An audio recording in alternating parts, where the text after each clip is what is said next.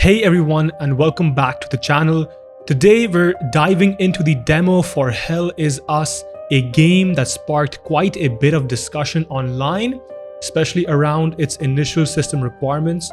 My goal today is to give you a clear picture of how this game performs on a 5070 Ti across various graphics presets.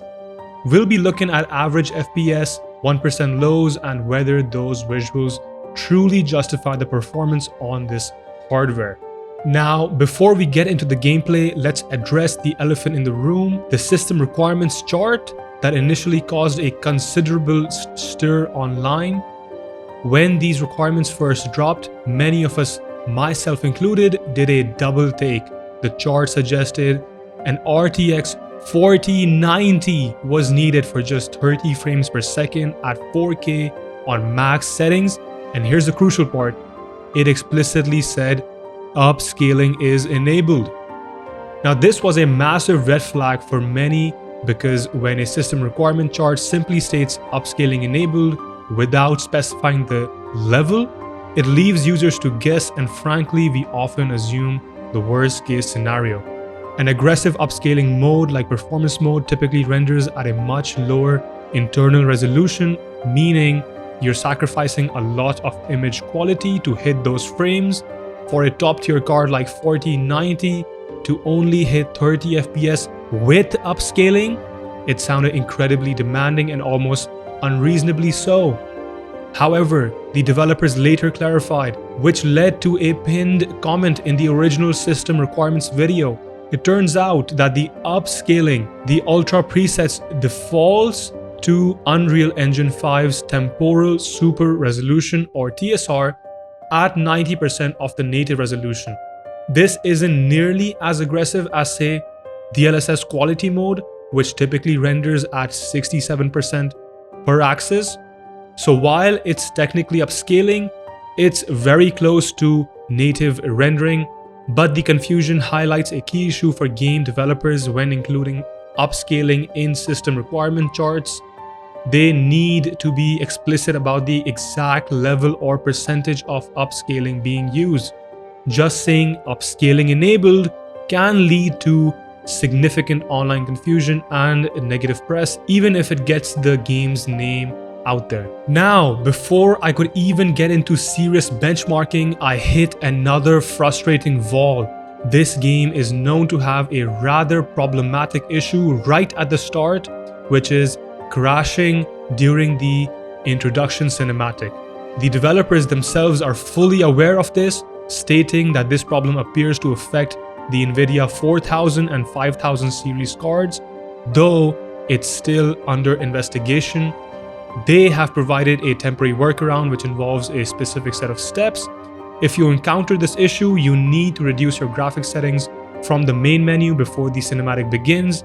Only once the cinematic is over and you gain control of your character Remy can you safely crank those graphics settings back up. This should prevent the crashes from occurring during the rest of the demo as well. Personally, I encountered this crash repeatedly, and while the official workaround exists, the only thing that actually allowed me to play past the initial cutscene and get into the game for testing was downloading a save file from someone else online that simply skips the cutscene entirely.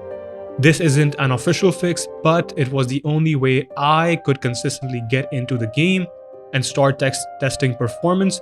Hopefully, a patch addresses this soon, as the intro cinematic itself is quite engaging and, as mentioned by Daniel Owens, really grabs attention and raises a lot of questions about the world and the characters. Alright, enough talk about the drama and the crashes. Let's get into what you came for, performance at 1440p on the RTX 5070 Ti. First up, we're running at 1440p with the Ultra preset. As mentioned, this defaults to TSR at 90% resolution.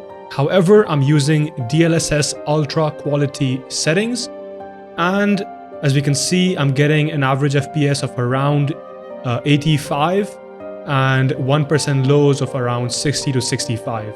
So we can see that even on a card like 5070 Ti, the game is very demanding, and this testing was done in the interior setting. Now moving down to high settings at 1440p, the system requirements originally suggested an RTX 3080 or an RX 6800 XT for 60 FPS. Our 5070 Ti is a generation newer and more powerful than those cards. For this test, I'm using DLSS ultra quality settings again, and we can see that the average FPS we're getting is low 90s and 1% lows is in low 70s. A couple of technical observations. I did notice some occasional stutters or blips in the frame time graph, particularly early on. These could be shader compilation stutters or traversal stutters as new areas load in Unreal Engine 5. It is a common trait in many UE5 games, and hopefully these are ironed out by the full release. On a positive note about the game itself, I really appreciate its old school approach to exploration. The demo doesn't have a minimap or a radar system. Instead, it relies on environmental clues to find where you're going. This forces you to pay attention to your environment, which is a refreshing change of pace in modern games.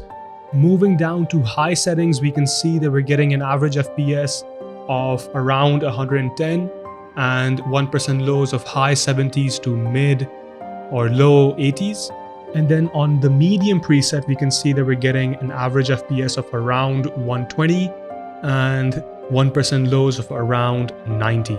And then on the low preset as well, we can see that we're getting again around an average FPS of 120 and 1% lows of mid 90s. So in conclusion, the Hell Is Us demo, while initially surrounded by some confusing system requirements and a frustrating opening crash, is a very playable experience on the 5070 Ti at 1440p. You'll definitely want to leverage DLSS quality or ultra quality for the best experience, especially at ultra settings, to achieve consistently high frame rates. It is a free demo, and as Owen suggests, it's worth checking out if you are intrigued by the game's atmosphere and unique approach. The game doesn't come out for a few more months, so there's still time for the developers to make further performance improvements and address any remaining technical quirks. What do you think of the performance, and have you tried the demo yourself? Let me know in the comments below. If you found this video helpful, please hit that like button and consider subscribing for more PC performance tests on the 5070 Ti. Thanks for watching, and I'll see you in the next one.